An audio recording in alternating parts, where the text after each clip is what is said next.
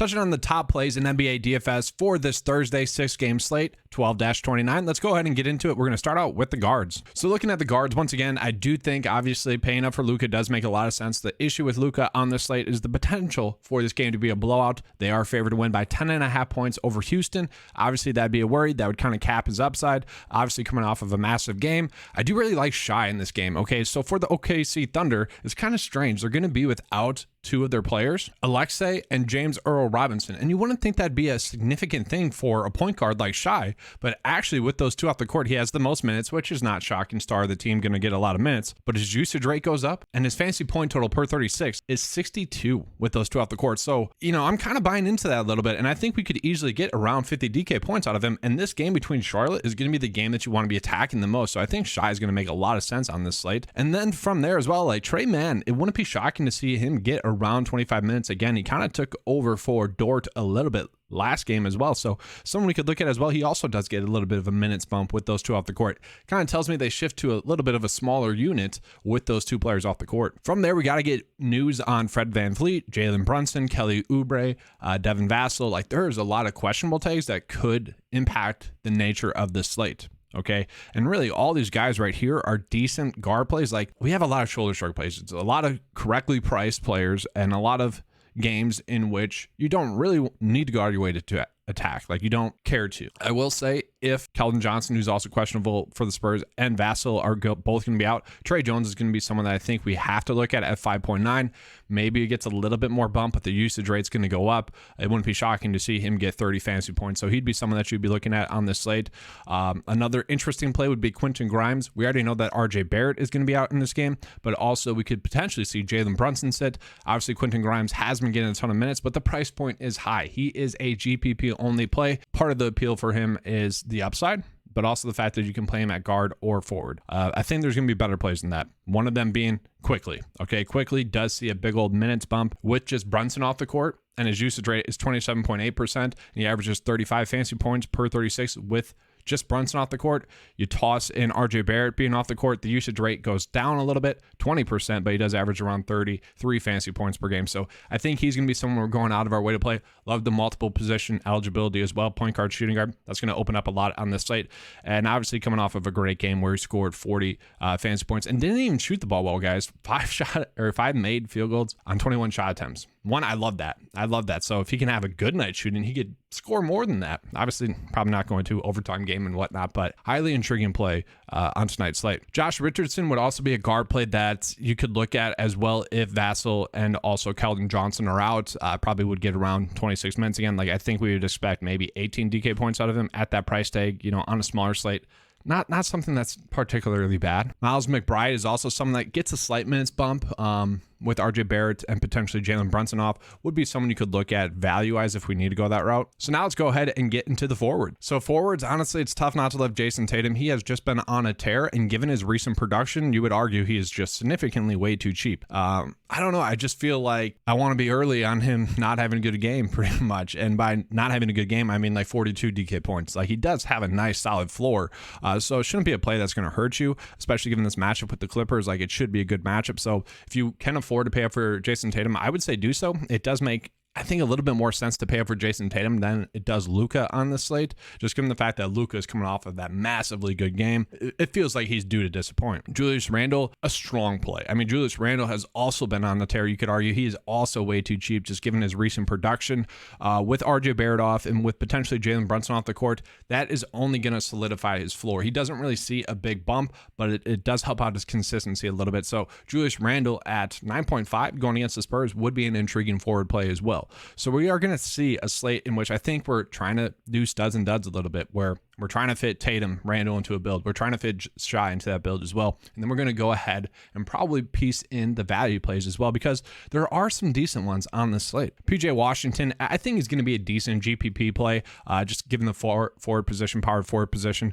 Just talking about Charlotte real quick, they are going to be without Nick Richards and most likely Kelly Oubre. Okay, we already know PJ Washington's been gaining a lot of minutes. So with that, it wouldn't be shocking to see him have an upside game. Can he easily go for 35, fantasy points and help you out? Yeah, I would say so. But the downside's there as well. Like, he has been not that consistent, but I do love the upside GPP wise in the game that you want to be attacking. He does make sense as someone you try to chase. Then I also do really like Jalen Williams on this slate. Okay, with Alexei out and with Robinson Earl out, Jalen Williams actually gets the most minutes besides Shai. His usage rate is about 18%, and his fantasy point total per 36 is 30. So we wish that number was a little bit higher, but I do think we are going to get over 25 points. And obviously, given the nature of this game, a game that you want to be attacking, I think he makes a lot of sense. Obviously, the downside could be there.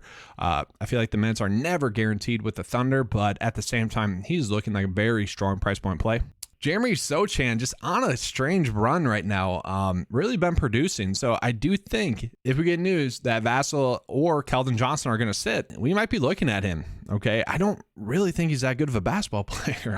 I mean, obviously he's in the NBA, but in terms of NBA standards, I don't know. I don't really see it, but he has been producing throughout his last 4 games have been great. So, you know, I will have pieces of him in some GPPs. Kevin Love has been someone that has been producing as well. Just want to kind of toss him out there. If he gets a little bit extra run, aka if he starts making a couple more threes, might get a few more minutes, is someone that could easily put up 25 DK points, fantasy points at that price tag. And I do want to point out Eric Gordon as well. Eric Gordon has been getting a ton of minutes recently. Okay, and he sat out on Tuesday. Okay, so I think he's going to be back in this game. That was a back-to-back that he sat out. So I think he should be good to go in this one. And if he does, I think we can actually project him to get like 25 minutes or so. Obviously going to shoot the ball a lot, probably around 10 shot attempts. If you can just make 5 of them, I guess that's 50%. If you can make 4 of them and get a couple rebounds, assist or 2, you know, he should be able to hit value given this price tag. Like 3.4 is very cheap price tag for someone that's playing that many minutes. And for someone that is a high volume shooter, he hasn't exactly shot it well the last 2 games, which, as you guys know, I typically like to chase that because that means they're going to eventually have a really good game where they kind of correct themselves. Now we move on into the center position. Okay, I kind of passed over Pascal Siakam earlier. Also someone you could pay up for. That's the struggle on this slate, is that really Julius Randle, Jason Tatum, Siakam, and Shai. I almost feel like we want to try to fit 3 of those 4 into our builds. The problem with Siakam is that obviously you can play him at power forward or center, but the problem with him is that I've kind of just been ending up on some other center plays, maybe going 2 centers, because I think that's where the value is going to be at on this slate. Do want to call out Christian Wood as well, like a decent play going against Houston.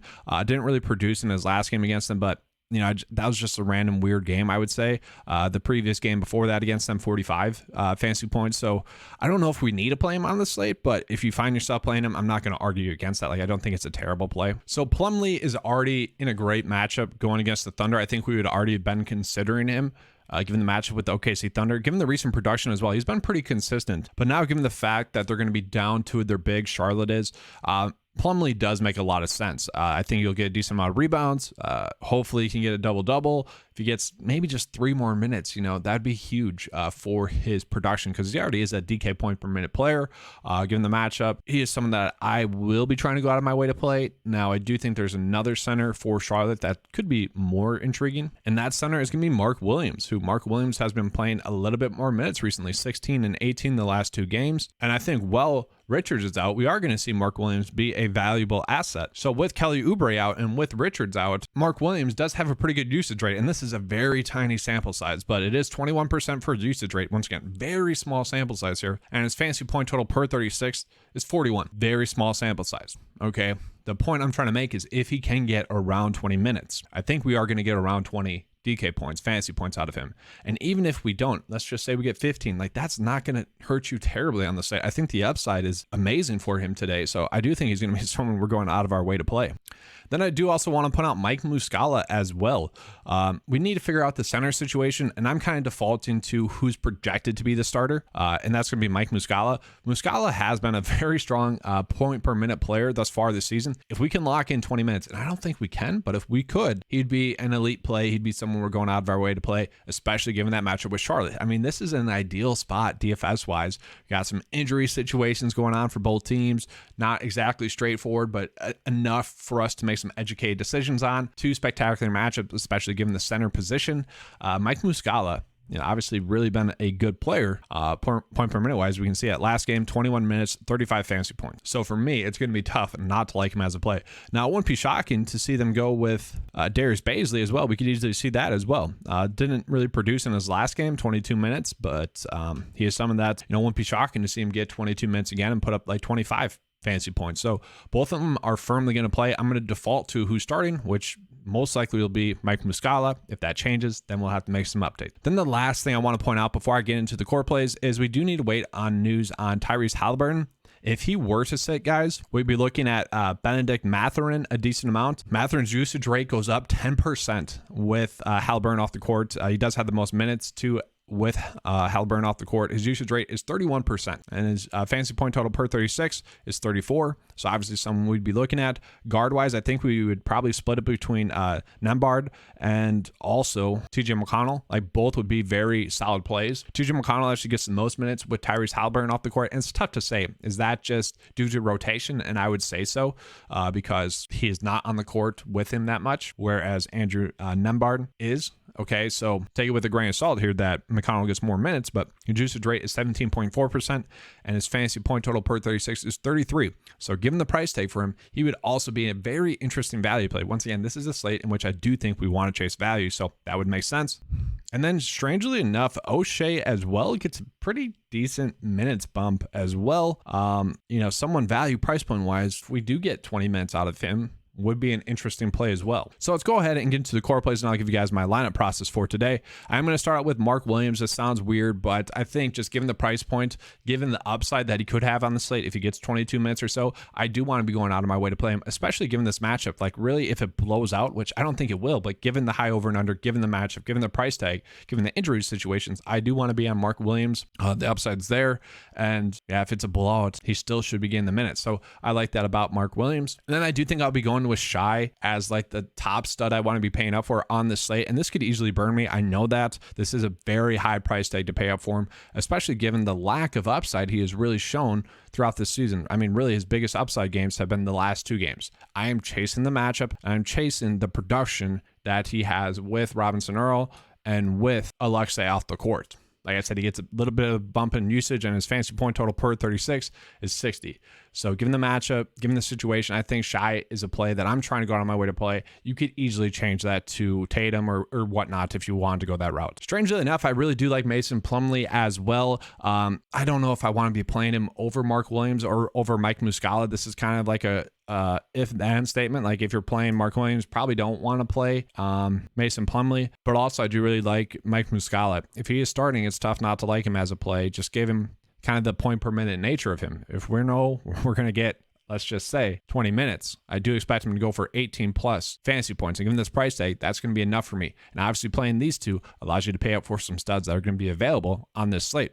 From there, with news that RJ Barrett's going to sit quickly, is already firmly in play, already gets a big minutes bump. So if we get news that Jalen Brunson's going to sit, then it's really just a very strong play. And I kind of hope Jalen Brunson plays to keep Quickly's ownership down, because Quickly should be a very strong price point play. We know that he can easily get 30 minutes in this game, and if he does, could easily go for 35 fantasy points. If he does get 30 minutes or so, should have a very high floor. Coming off of a very poor night shooting, I expect him to shoot the ball a little bit better tonight as well. And then, yeah, sure, like, I would consider Tatum a core play. I would consider Randall a core play just for, your purposes there. But let's go ahead and kind of finish out this build, kind of what I'm looking at on this slate. So I do really like the idea of going with Jalen Williams, just given the price tag, given the matchup. I do like that. Going to get around 30 minutes. I expect him to score around 35 fantasy points going against Charlotte.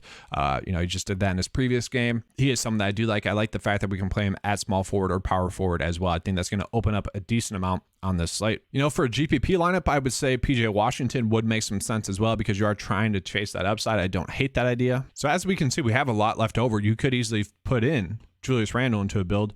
Feel good about that. And let's see if we can even fit also Jason Tatum into this build. We can, because we have a lot of salary left over, and it does look like there's going to be some potential value open up on this slate at the guard position. We could go Trey Mann here. We could go Miles McBride, potentially TJ McConnell if Halliburton sits. Like, these are all fine plays to go with on the slate.